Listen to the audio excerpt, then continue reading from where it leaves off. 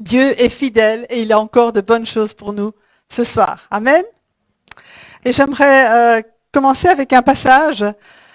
C'est un soir gospel guérison. Hein. Vous attendez à avoir des miracles de la part de Dieu ce soir. Alors on va lire un miracle qui se trouve dans Matthieu chapitre 8, les versets 5 à 13, qui nous dit que comme Jésus entrait dans Capernaum, un centenier l'aborda, le priant et disant « Seigneur, mon serviteur est couché à la maison, atteint de paralysie et souffrant beaucoup. » Jésus lui dit « J'irai et je le guérirai. » Le centenier répondit « Seigneur, je ne suis pas digne que tu entres sous mon toit, mais dis seulement un mot et mon serviteur sera guéri. Car moi qui suis soumis à des supérieurs, j'ai des soldats sous mes ordres. Et je dis à l'un va et il va, à l'autre viens et il vient, et à mon serviteur fais cela et il le fait. » Après l'avoir entendu, Jésus fut dans l'étonnement. Il a réussi à étonner Jésus. Et il dit à ceux qui le suivaient, « Je vous le dis en vérité, même en Israël, je n'ai pas trouvé une aussi grande foi. Or, je vous déclare que plusieurs viendront de l'Orient et de l'Occident et seront à table avec Abraham, Isaac et Jacob dans le royaume des cieux. Mais les fils du royaume seront jetés dans les ténèbres du dehors, où il y aura des pleurs et des grincements de dents. » Puis, Jésus dit au centenier, « Va, qu'il te soit fait selon ta foi. » Et à l'heure même, le serviteur fut guéri. Oh, il y a beaucoup de choses à retenir de ce passage, n'est-ce pas? Et on retrouve le même épisode, je vais dire, dans l'évangile de Luc, mais on va s'attarder plutôt à ce texte-ci. Et on voit d'abord l'attitude de cœur du centenier. Il souffre à la place, hein, il prend soin de son serviteur, il dit, mais c'est mon serviteur, mais il est souffrant, il a mal. Et je viens parce que je ne veux pas le voir souffrir comme ça. Et je sais que toi, Jésus, tu peux l'aider. Amen. Et là, on voit vraiment que bien que ce soit un centenier romain, d'abord, il s'adresse à la bonne personne. Il vient s'adresser à Jésus. Et il reconnaît en lui le Seigneur. Il ne fait pas partie du peuple d'Israël. On pourrait dire aujourd'hui, c'est un païen. Mais il croit que Jésus seul peut guérir son serviteur.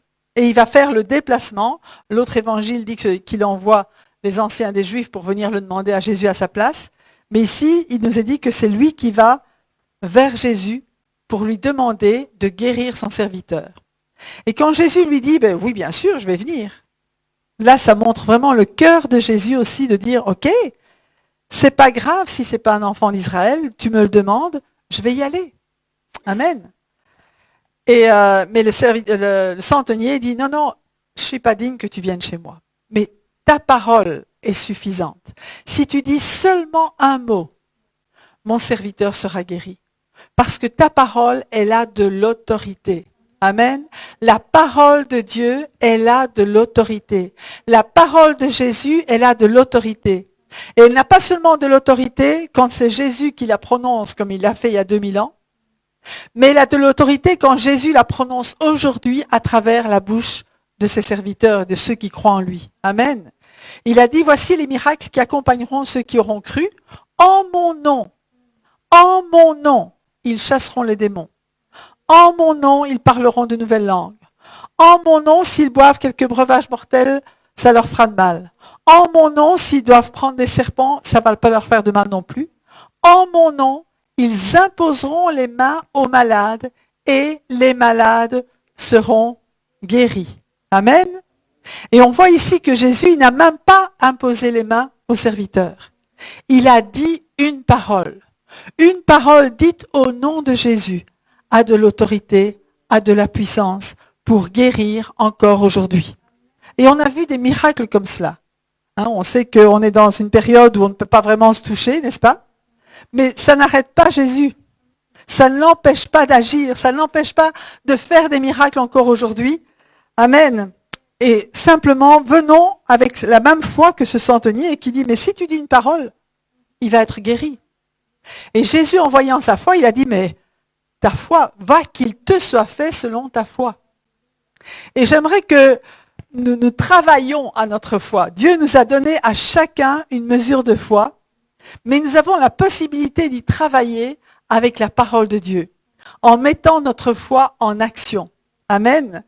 Et qu'on puisse vraiment travailler cette foi pour que Jésus dise, oui, mais c'est ta foi, qu'il te soit fait selon ta foi. La foi qui reçoit.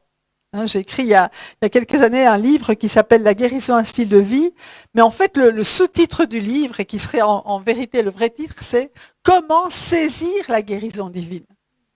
Dieu nous a guéris. En Jésus-Christ, nous sommes et nous avons été guéris quand Jésus a donné sa vie pour nous à la croix et qu'il a porté toutes nos maladies et toutes nos meurtrissures, qu'il a porté bien sûr tous nos péchés, mais aussi toutes nos infirmités.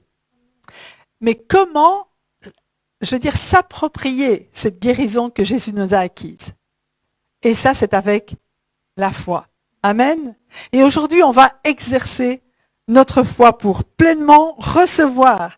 Quand je parle de recevoir, donc comme je vous le disais, Dieu l'a donné, mais un cadeau, il se donne et il se reçoit. Amen. Donc le but, c'est vraiment de recevoir ce cadeau de Dieu qu'est la guérison, et en croyant simplement à la parole de Dieu, parce que nous avons un libre accès aujourd'hui devant le sanctuaire de Dieu, dans le sanctuaire de Dieu, dans la présence du Père, à travers le Fils, par l'action du Saint-Esprit, nous pouvons aujourd'hui venir et nous sommes dans sa présence. Amen. On a pu réaliser cette présence à travers la louange, la louange qui ouvre les cieux, la louange qui nous introduit dans la présence du Père. Et c'est là que nous recevons tout ce dont nous avons besoin.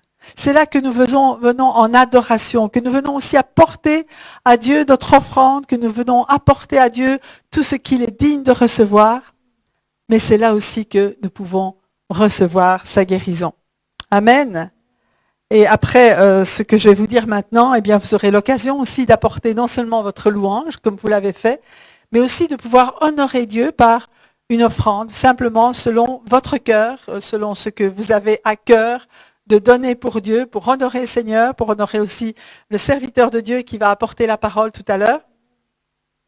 Mais j'aimerais vous lire un témoignage que nous avons reçu cette semaine et qui nous vient du sud de l'Afrique. Et en fait, c'est une dame qui rend témoignage de ce qu'elle a vécu quand elle a téléphoné donc à Pierre, à l'apôtre Pierre, qui va parler tantôt, qui est mon mari, entre parenthèses. Donc, pour ceux qui ne le connaissent pas, voilà. Mais qui a simplement voulu rendre témoignage de ce que Dieu avait fait à distance, s'il vous plaît, par une prière simplement faite, je crois que ça s'est passé au téléphone. Et elle nous dit, depuis que vous avez prié pour moi suite à cette histoire de mon enfance où je vous avais raconté à propos des poussières qu'on m'avait fait inhaler pour soi-disant me délivrer, ainsi que le bain qui depuis a envahi ma vie d'une présence qui était sortie de ma sœur et qui ne me quittait pas. Mais pendant que vous priez, vous m'avez dit que vous voyez que quelque chose sortait de mes poumons. C'était au mois de mars et depuis ce jour-là, les douleurs répétitives que j'avais au niveau des poumons, qui avaient été aperçues lors d'un scanner approfondi aux USA en janvier 2018, ont totalement disparu. Amen. Ça, c'était le numéro 1. Alléluia.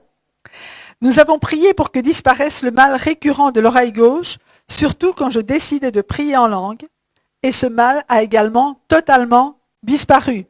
Amen. Et le mois dernier, je vous ai parlé de problèmes dans le fonctionnement de mes intestins qui ne gardaient plus la nourriture. Aussitôt mangé, je devais l'évacuer. Depuis la semaine dernière, cela aussi s'est arrêté. Alléluia, on applaudit Seigneur. J'aimerais lire avec vous un texte dans l'évangile de Luc.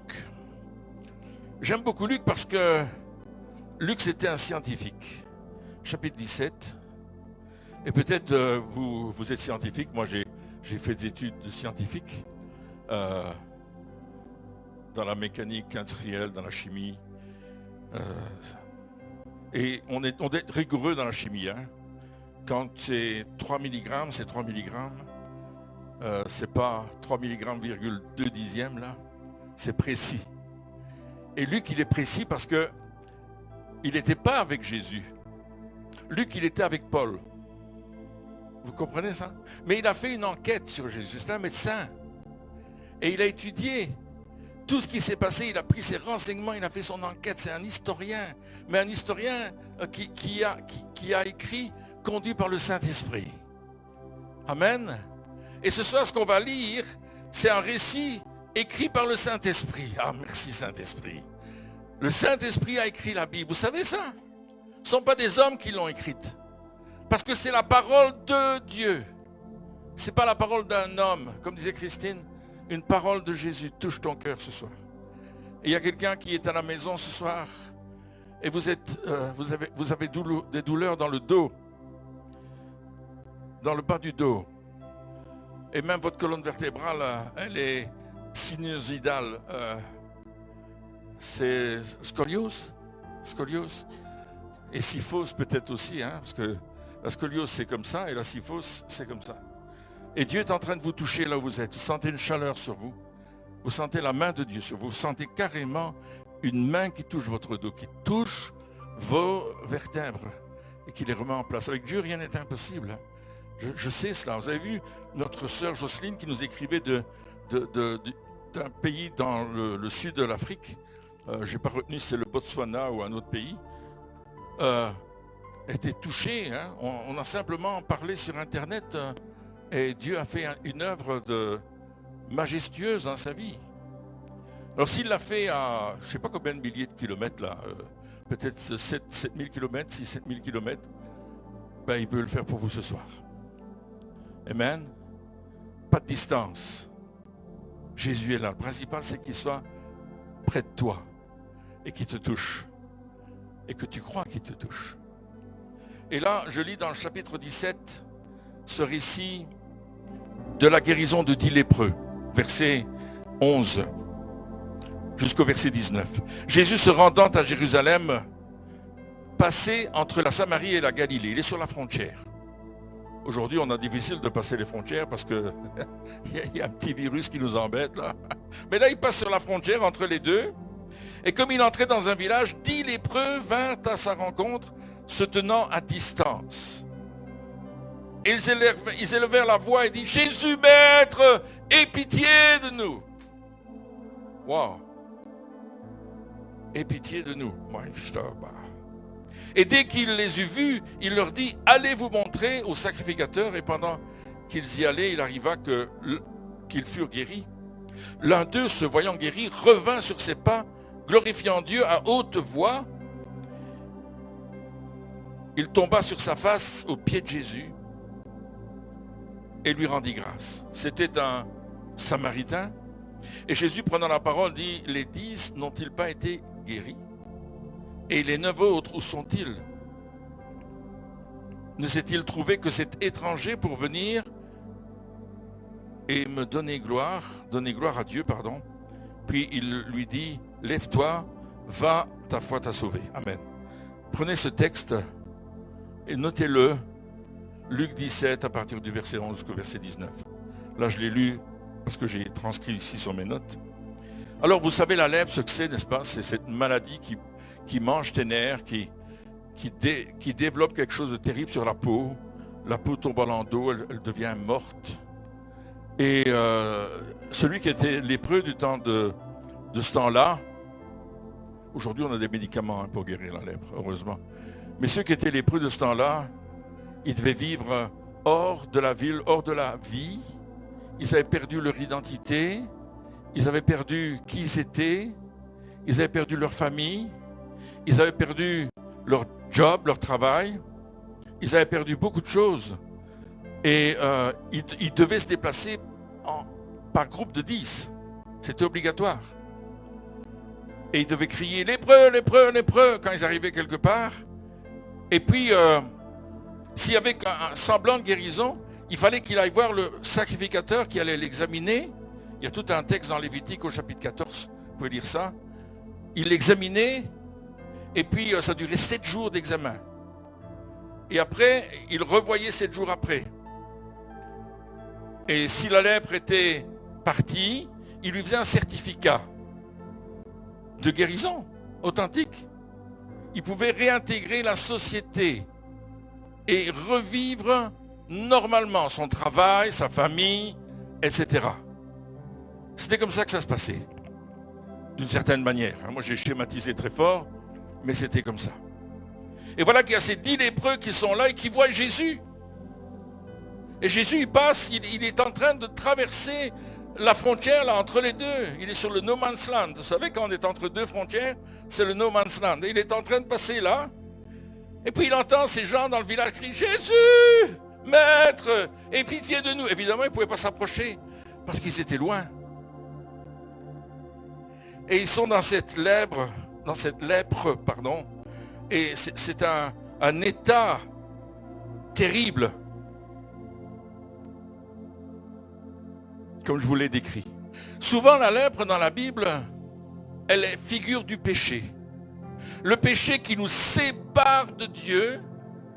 Et non seulement il y a une séparation verticale avec Dieu, mais une séparation horizontale avec les autres, parce que le péché, il nous empêche de vivre pleinement ce que Dieu nous demande de vivre. Le péché, il nous sépare des hommes. Le péché nous divise. Le péché, il nous exclut. Est-ce que vous comprenez ce que je suis en train de dire? Le péché, il coupe la relation que j'ai avec Dieu, mais il coupe la relation que j'ai avec les autres. Et le péché, c'est la nature des hommes et des femmes qui n'ont pas reçu l'antidote à la lèpre. Tu comprends? Et il y a plein de points sur ta bouche. Est-ce que c'est la lèpre? Non, non. Parce que la lèpre, c'est comme ça. Hein? Mais c'est sur le visage, c'est sur tout le corps. On perd les extrémités des doigts de pied. Je ne sais pas si vous avez vu un lépreux un jour, mais c'est affreux. C'est horrible même. Et le péché nous rend horribles. Le péché nous sépare de Dieu. Le péché, c'est moi, je fais ce que je veux, comme je veux, quand je veux, je n'ai pas besoin de Dieu. Et ces lépreux-là, ils vivent en communauté, ils vivent en dehors de tout, c'est leur famille qui leur apporte de la nourriture à distance.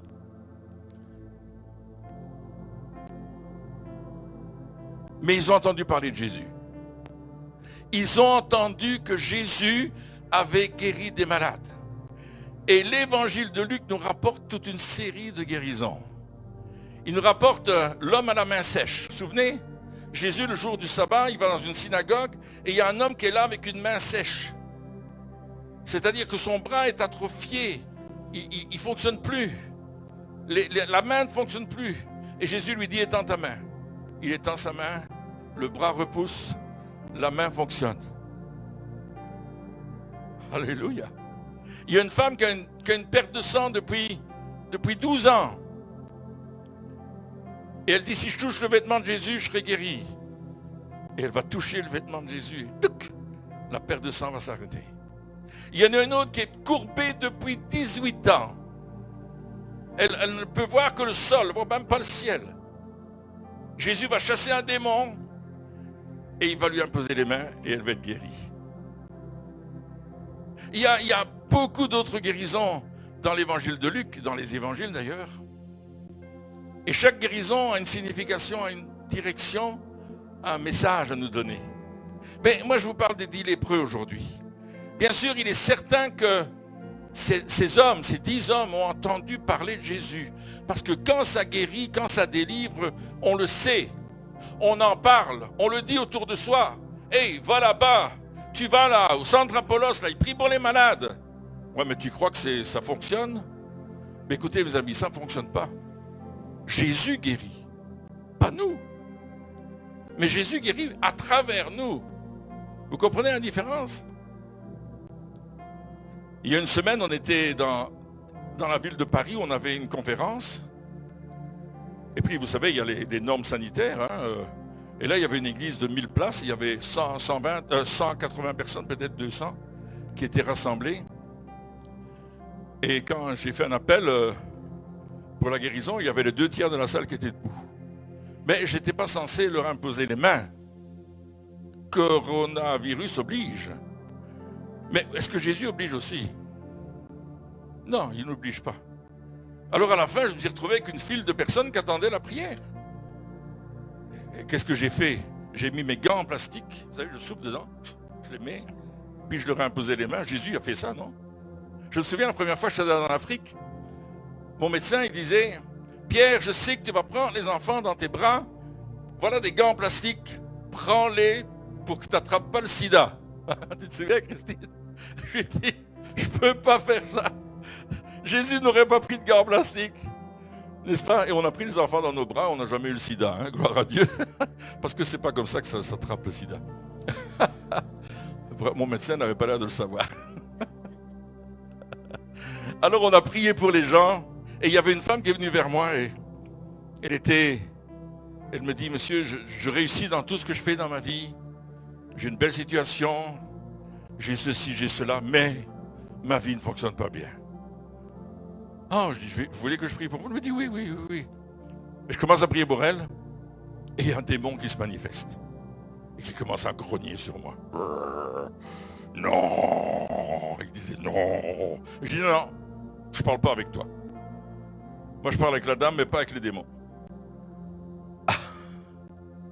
Alors, il y avait des personnes autour de moi, ils regardaient ça, ils disaient, wow, qu'est-ce qu'il fait? Je dis, maintenant, tu sors, dans le nom de Jésus. Et hop, le démon est sorti par les yeux, la femme est tombée par terre, elle était délivrée.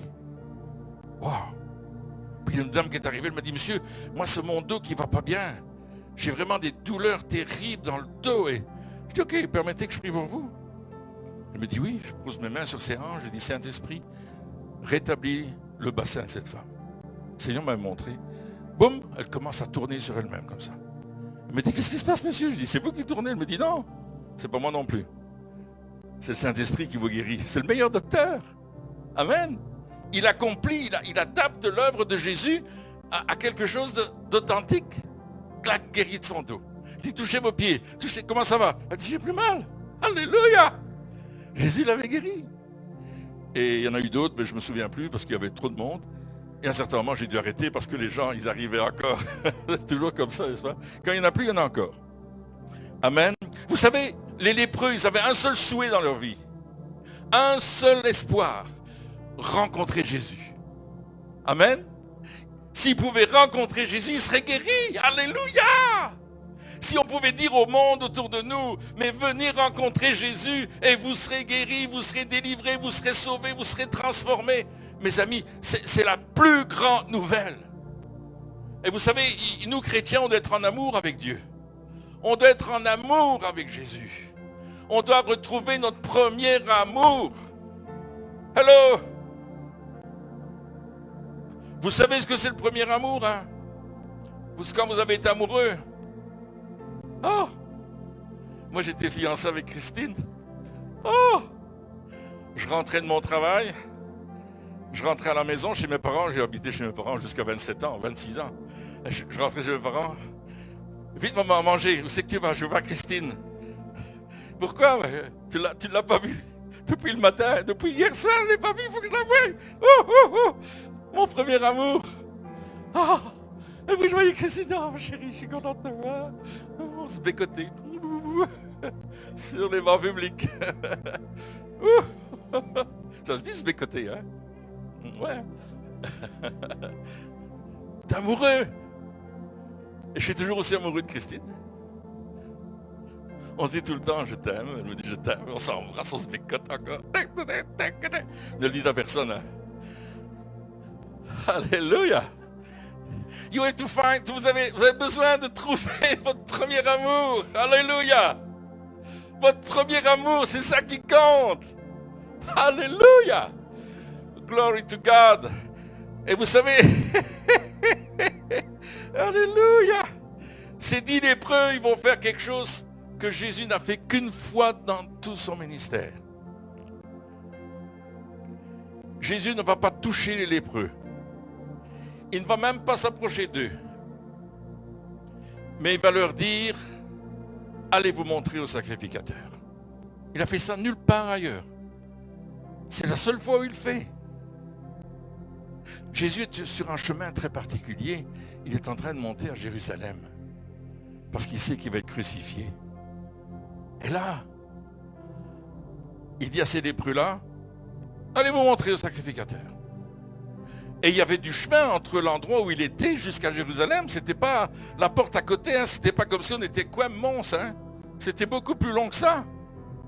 Et il n'y avait pas de bus, ni de transport en commun. Il fallait qu'ils y aillent à pied. Et ils sont partis tous les 10.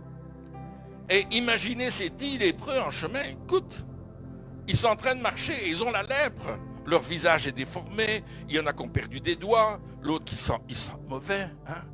Ça sent mauvais la lèpre. Et ils sont en chemin. Tout d'un coup, il y en a qui... ils se posent des questions. Ils disent, pourquoi il nous envoie à Jérusalem? Pourquoi il ne nous a pas guéris tout de suite là? Et ils sont en train de parler entre eux.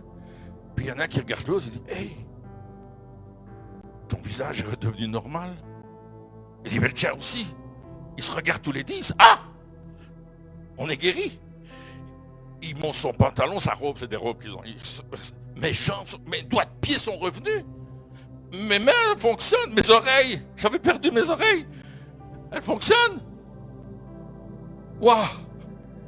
Vous savez, ils n'avaient qu'une envie, ces 10 lépreux-là. C'était de retrouver leur famille. C'était de retrouver leurs femmes, leurs enfants. De retrouver la vie sociétaire. De ne plus être en confinement léprosique. Nous, on est en confinement covidique. Covidique. Ils n'avaient qu'une chose, c'était d'être guéris. Et là, moi je ne crois pas qu'ils sont allés voir le sacrificateur tout de suite. Hein. Ils sont rentrés chez eux. Chérie, qu'est-ce que tu fais là? Retourne dans... Mais regarde, je suis guéri. Ah, elle soulève sa chemise. Ah ouais, il est guéri. Là. Il n'y a plus de taches nulle part. Oh, mais qu'est-ce qui s'est passé? On a rencontré Jésus. Et Jésus nous a dit, allez vous montrer. Vous savez, il y a un engagement de notre foi. C'est pas simplement, tu vas m'imposer les mains et ça va aller. Parce que Jésus n'a pas imposé les mains, il a donné une instruction. Et quand on obéit à l'instruction que Jésus nous donne, nos soucis disparaissent. Vous comprenez? Quand tu obéis à l'instruction, que tu ne comprends peut-être pas, ils n'ont peut-être pas compris. Ils connaissaient la règle d'aller se montrer au sacrificateur, parce qu'ils étaient lépreux. On leur avait expliqué, ils savaient, ils avaient su l'enseignement. Surtout les 9 juifs. Peut-être moins le samaritain. Mais ils savaient qu'ils devaient se montrer au sacrificateur. Ils savaient que c'est là que ça allait se passer, qu'ils allaient avoir leur certificat, comme quoi ils pouvaient reprendre la vie normale. Alléluia. Mais Dieu va leur donner une instruction. Et il va leur dire simplement d'aller. Une instruction dans notre vie et l'obéissance de notre instruction va faire que notre foi va être engagée. L'instruction produit le miracle. Jésus a dit, ils imposeront les mains aux malades et les malades seront guéris. Il a donné une instruction. Ils imposeront les mains aux malades. Et les malades recevront la guérison. Et quelle est l'instruction? Paul, c'est quoi l'instruction? D'imposer les mains. C'est ça.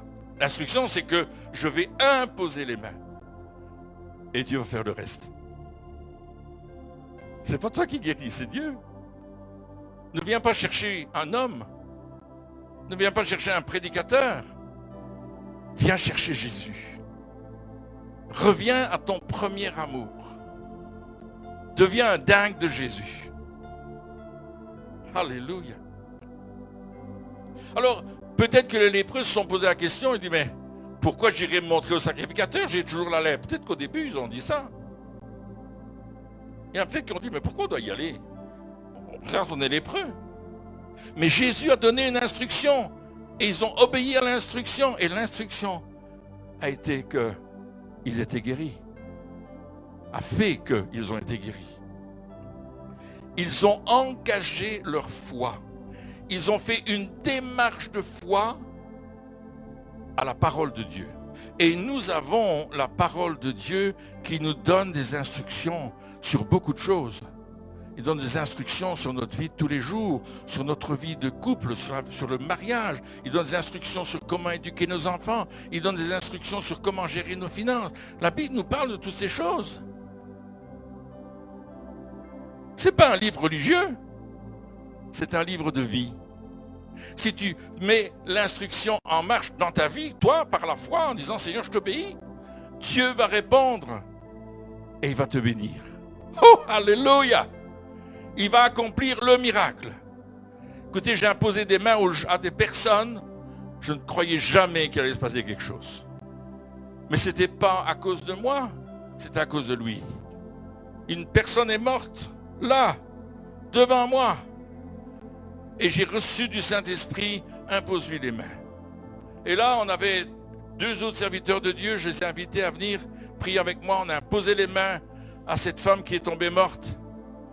Et dans la minute qui a suivi, elle a secoué les mains, elle a dit merci Seigneur, elle était vivante. Alors qu'elle était morte, contrôlée morte par une infirmière qui travaillait en salle d'opération. Elle n'était pas évanouie. Elle avait perdu ses dents, elle était toute bleue, elle avait perdu ses urines, elle était morte, affalée sur elle-même, terminé. On avait contrôlé son pouls, on avait contrôlé sa respiration. 2 personnes avaient fait le contrôle. Et il m'avait dit, en dernier lieu, elle est morte. Et quand on m'a dit, est-ce qu'on appelle l'ambulance? J'ai dit non, on prie pour elle. Et là, revenu à la vie. Je suis rentré dans la chambre d'hôpital d'un homme qui était mort cérébral. Mort cérébrale, son cerveau était déclaré définitivement mort. Et la famille m'a dit, quand on le débranche, mais viens prier. Et quand j'ai vu cet homme sur le lit, j'ai dit, oh Seigneur, oh, Seigneur, qu'est-ce que je peux faire? Le Seigneur m'a dit, tu ne peux rien faire. Ah, j'ai dit, merci Seigneur, c'est réconfortant, impose-lui les mains. Alors j'ai parlé en d'autres langues, selon que le Saint-Esprit me donnait de m'exprimer. Je lui ai imposé les mains, j'ai prié que la vie de Jésus vienne en lui. L'Esprit qui avait ressuscité Jésus entre les morts vienne en lui. Et vous savez quoi? Il ne s'est rien passé. Alors je suis sorti, je me suis dit, au moins je l'aurais fait. Mais quelques jours plus tard, l'homme s'est assis dans son lit, complètement restauré. Son cerveau fonctionnait à 100%. Aujourd'hui, il est vivant, il prêche l'évangile, il annonce la parole de Dieu dans le monde entier. C'est pas moi, c'est lui. J'ai obéi. C'était pas facile. Si tu rates, qu'est-ce qu'on va te dire? Oh, mais c'est pas moi, c'est lui. Alléluia. Alors la foi était nécessaire à ces 10 lépreux. Va, vas-y. Ils ont commencé à aller. Et là, ils ont découvert qu'ils étaient guéris. Ça a dû être extraordinaire. Mais il y en a un seul qui est revenu. Et là se trouve une explication extraordinaire. Jésus va poser la question, mais les 10 n'ont-ils pas été guéris? Où sont les 9 autres? Et le mot guéri utilisé dans le grec ici, on va faire un peu de grec, hein, c'est le mot katharizo. Alors katharizo, ça veut dire purifier, enlever physiquement les taches, la saleté. Ça veut dire laver complètement.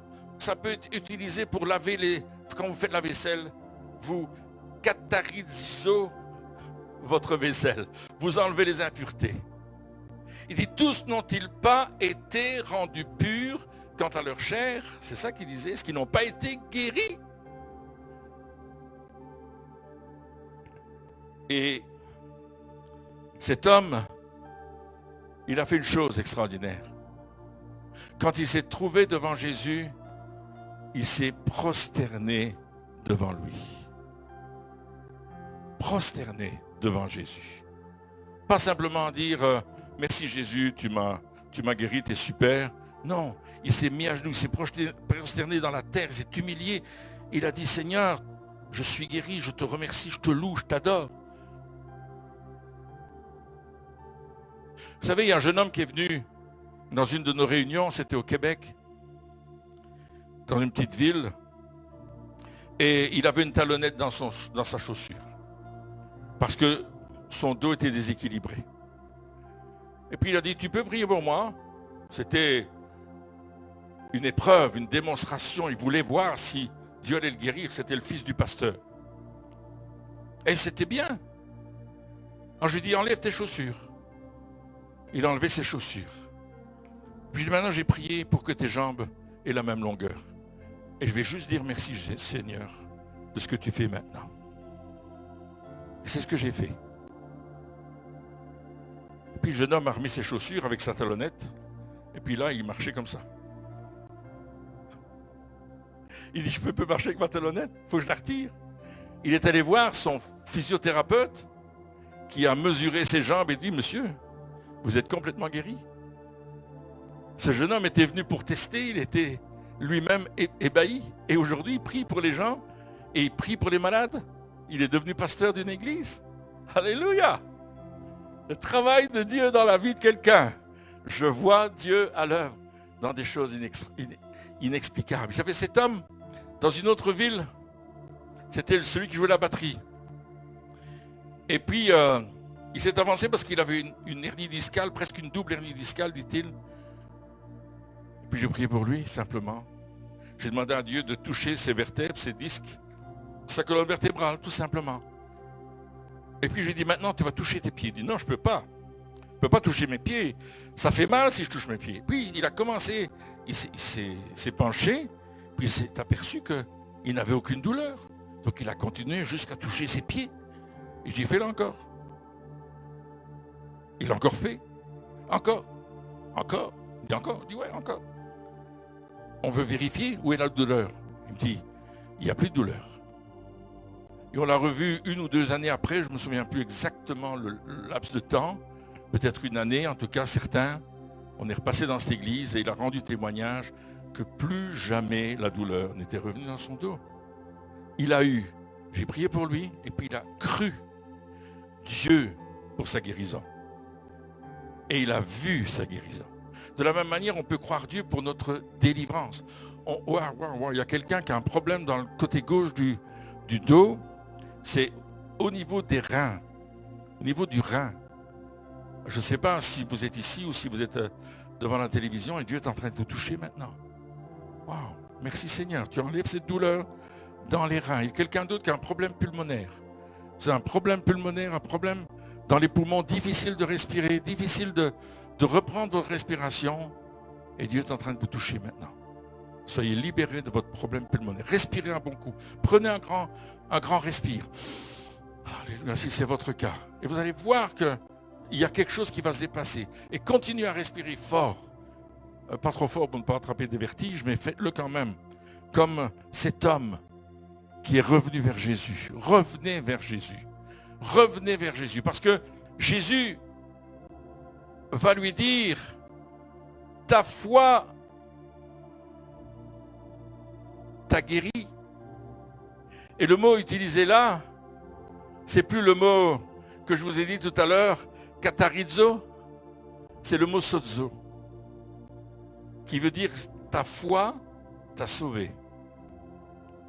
Eux, les 9 lépreux, sont continués dans leur tradition religieuse. On a toujours fait comme ça, pasteur, nous ne changerons pas de tradition. On m'a toujours dit ceci, on m'a toujours dit cela. Ok, mais qu'est-ce que la Bible dit? C'est ça qui compte. Qu'est-ce que Jésus te dit? C'est ça qui compte. Alléluia. Il y en a qui veulent le beurre, l'argent du beurre et le sourire de la crémière. Mais ne veulent surtout pas payer quelque chose de leur vie. Ils ne veulent surtout pas obéir. Les 10 ont payé quelque chose de leur vie. Ils sont allés par la foi voir les sacrificateurs. Ça leur a coûté le prix d'une décision. Et ce soir, la guérison qu'on peut avoir va nous coûter le prix de notre décision. Notre décision de croire Dieu. Notre décision de recevoir la guérison. Notre décision de nous prosterner aux pieds de Jésus. Notre décision de revenir à Christ pour lui dire, Seigneur, merci de m'avoir sauvé. Et maintenant, je veux te suivre. Et maintenant, je veux devenir ton disciple. Et maintenant, je veux faire ce que tu me demandes de faire. Et vous savez ce qu'un disciple y fait? Il va au pied de son maître et il obéit à son maître. Ou sinon, ce n'est pas un disciple. Un chrétien qui n'obéit pas à la parole de Dieu par la foi, ce n'est pas un chrétien. Mais l'important, c'est qu'aujourd'hui, dans les temps où nous sommes, dans la période de temps dans laquelle notre société se trouve, où beaucoup de lépreux sont en chemin, et une grande catastrophe est en train de venir sur le monde. Il est temps de mettre notre vie en ordre devant Dieu et d'obéir à la parole de Dieu, coûte que coûte, si nous voulons avoir la libération dans notre vie. Vous comprenez ce que je veux dire?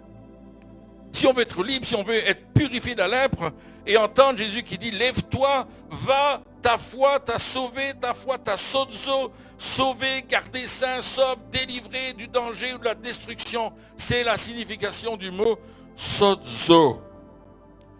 Dieu veut que nous soyons sozo. Dis à ton voisin, est-ce que tu es sozo?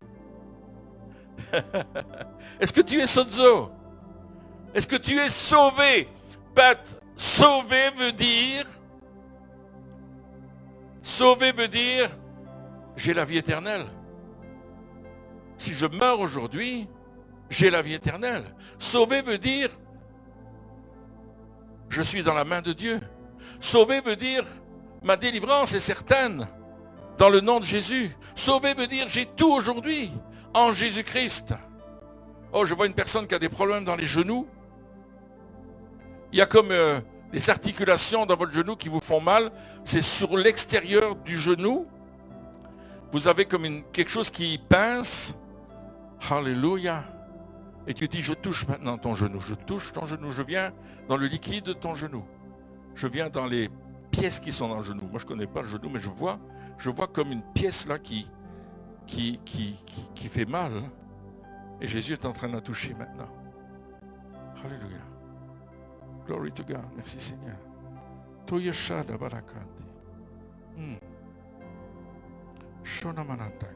Voyez-vous, c'est bien de guérir de nos maladies. Les 9 lépreux sont guéris de la lèpre. Gloire à Dieu. Et ils ne vont pas retomber malades. Hein? Ils sont guéris. Mais ils ne sont pas sauvés. On peut être guéri et ne pas être sauvé. On peut être catharizo, mais pas sozo.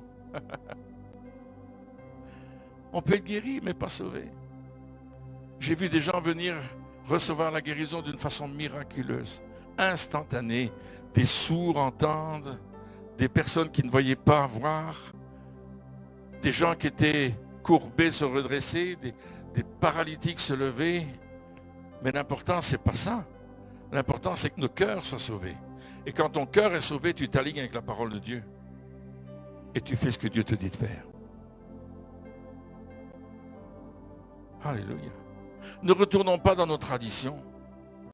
Ne retournons pas dans nos habitudes religieuses. Suivons Jésus dans le chemin. Et Jésus a dit, j'ai aucun endroit où poser ma tête. Tu dois me suivre. Vous savez, je me souviens de ces personnes. On faisait un camp avec notre frère Michel Allard et on était dans le sud de la France, du côté de la Suisse plutôt, là, dans ce coin-là. Annecy, c'est très beau. Et puis il y avait un couple qui était venu au camp, on avait du monde, hein. Il y avait 200, 300, 400 personnes parfois au camp. On faisait ça plusieurs fois par an, hein. Enfin au moins tous les ans je veux dire. Et pas plusieurs fois aussi en Belgique, au Canada, etc. Et ce couple-là, ils étaient sacristains, je pense, ou quelque chose comme ça, à l'église catholique. Et ils étaient dans une maison où il n'y avait que des statues. Et ils devaient garder les statues. Des saints, de Marie, de Jésus, enfin toutes sortes de statues.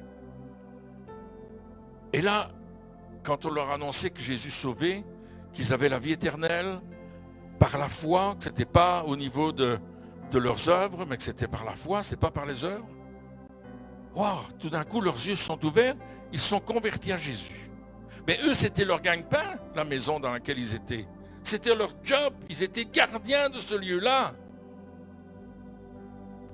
Ils ont dit, on sort de cet endroit, même si on n'a rien, on s'en va et on va servir Jésus-Christ.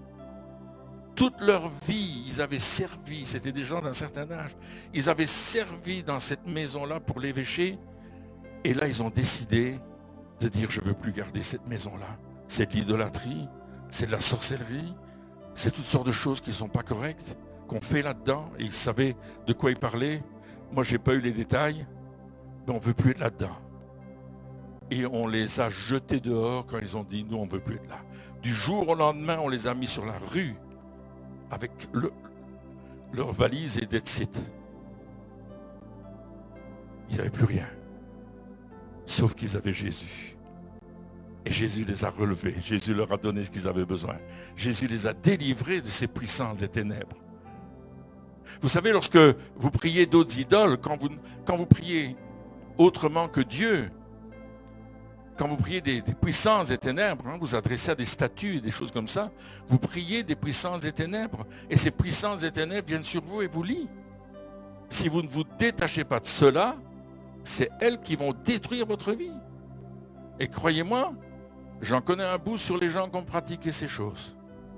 Mais il faut les confesser, il faut les jeter à la poubelle, il faut casser vos statues. Je me souviens de cette dame, justement la dame qui était ressuscitée. Quand elle s'est convertie, elle m'a raconté, c'était une femme âgée, qui habitait à Quem d'ailleurs. Et elle s'est convertie, donc elle a pris, vous savez ce qu'on avait dans le borinage, pour ceux qui sont du borinage, on avait des saints sous des globes, hein, vous vous souvenez de ça? Hein, on avait ça, chez ma marraine, il y avait un sein sous un globe, c'était dans ma chambre à coucher, ça me faisait peur, chaque fois que j'allais dormir là, j'avais peur, je dis qu'est-ce que c'est ces trucs, pourquoi il y a ça ici, c'est quoi, je n'aimais pas ça. Et puis cette femme, elle a pris tous les statues qu'elle avait à la maison, Saint-Joseph, Sainte-Rita, Sainte-Marie, etc. Elle a fait un grand trou et en faisant le trou, tout d'un coup, toutes les statues sont jetées dans le trou. La terre s'est écroulée en fait et toutes les statues sont enterrées toutes seules. Elle dit, on va les casser. Elle les a cassées avec sa pelle. Elle était délivrée des puissances des ténèbres. Amen. C'est ce que ces disciples, ces lépreux, pardon, et ce lépreux qui est venu à Jésus et qui a dit, ta foi t'a sauvé. J'ai vu des gens délivrés simplement lorsqu'ils donnaient leur vie à Jésus. Parce que quand Jésus vient en toi, il n'y a aucun démon qui peut venir en toi. Quand Jésus vient en toi, il n'y a aucune puissance qui peut demeurer en toi. Elle va t'embêter jusqu'au moment où tu vas l'expulser de ta vie. Amen. Et ça, c'est important. Je pourrais vous raconter des histoires de démons, mais je n'ai pas envie de vous faire peur ce soir. Alléluia. Mais il y avait une dame qui était venue nous voir. Une gentille dame, très gentille. Et puis elle nous racontait que toutes les relations, elle était célibataire, avec un beau diplôme, elle avait une très belle place. Et elle dit, toutes les relations que j'ai avec un homme, pour me fiancer, je veux me marier, avoir des enfants, ça ne fonctionne pas. Et en parlant avec elle, on a découvert qu'elle était liée par un esprit que sa famille avait mis sur elle pour la maintenir prisonnière afin qu'elle verse de l'argent de son salaire au pays. Nous avons brisé l'esprit. Elle a demandé pardon pour ce que ses parents ont fait, sa famille a fait. On a brisé la puissance des ténèbres. Et je peux vous dire que dans l'heure qui a suivi, cette femme a rencontré un homme chrétien avec qui elle s'est mariée. Dans l'heure qui a suivi, c'était accordé, marier des enfants, gloire à Dieu. Pourquoi? L'obéissance. Simple chose, Jésus va nous libérer. Il va briser le lien parce qu'il vit en nous. Alors je suis arrivé au bout de mon message, 9h moins 10, c'est bien, hein? Pas trop long, vous êtes content? On peut encore continuer. Merci beaucoup, c'est gentil Amanda, on va continuer. On va prier ce soir. Je pense qu'il y a encore quelqu'un qui a un problème au niveau du bas du dos. Ici dans cette salle. Quelle est cette personne? C'est toi? Ok. Le bas de ton dos, ok. Alléluia. Est-ce qu'il y a quelqu'un qui a des champignons au niveau des pieds? Quelque chose comme ça? C'est toi qui as ça? Wow.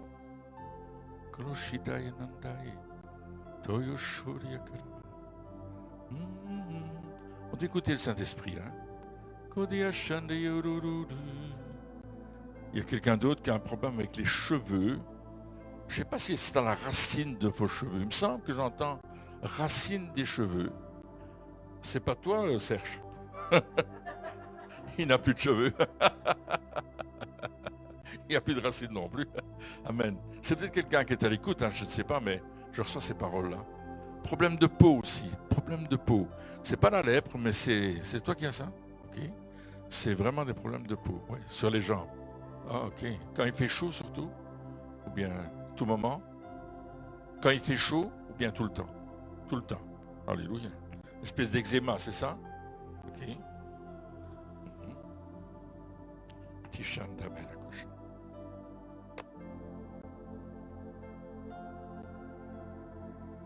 Et j'entends aussi un problème au niveau des yeux.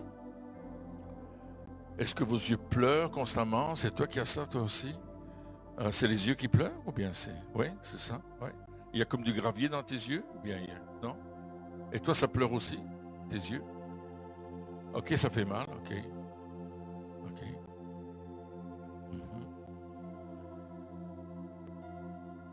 L'estomac? Quelqu'un a un problème d'estomac? La totale, ça, chez toi, là. Toi aussi? Waouh!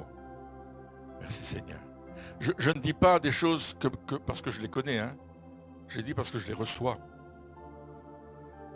Je pourrais étaler tout mon savoir médical, si vous voulez, mais c'est pas ça l'important, vous savez.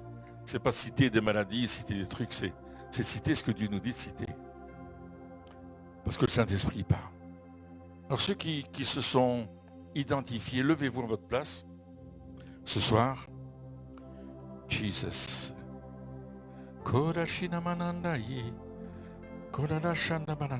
Dieu parle de votre foi ce soir. Comme il a dit aux lépreux, d'aller se montrer. Et aller se montrer, c'est aussi témoigner. Témoigner de la guérison que vous avez. Et parfois, il y a quelqu'un qui m'a dit, moi je ne peux pas témoigner, je ne suis pas guéri. Je me souviens, ce jeune homme, on avait pris pour lui, il avait un gros problème dans la cheville. Et puis il a dit, je ne suis pas guéri. Il était là devant. Et puis il est retourné à sa place. Je dis, retourne à ta place. Alors ça, il y a des gens comme ça, il dit, moi je ne suis pas guéri. Il crie devant tout le monde. Je dis, retourne à ta place. Quand il est arrivé à sa place, sa cheville était guérie. Il est revenu en courant, il dit, ma cheville, elle est guérie. Parce qu'il a obéi à un ordre que je lui ai donné. Va à ta place. Comme cette jeune fille, c'était au Cameroun, je pense. Hein. Genou abîmé, à tel point qu'on devait l'opérer. Elle devait revenir en France pour se faire opérer par des médecins spécialisés. Elle a fait, c'était une grande salle. J'ai prié pour elle là-bas. Quand elle est arrivée dans le fond, je voyais les gens danser, louer le Seigneur. Je dis, qu'est-ce qui s'est passé? Notre fille a été guérie, a dit le papa. Il n'y a plus besoin d'opération, son genou est complètement remis, elle n'a plus aucune douleur, c'est fait. Alors mettez la main là où vous avez mal, si c'est possible, sur les yeux, sur l'estomac, ou une main sur un œil, la main sur l'estomac. Si c'est vos pieds, peut-être asseyez-vous, touchez votre pied. Mais là où vous avez mal, votre dos, alléluia, mettez votre main là où vous avez mal. Glory to God. Merci Seigneur.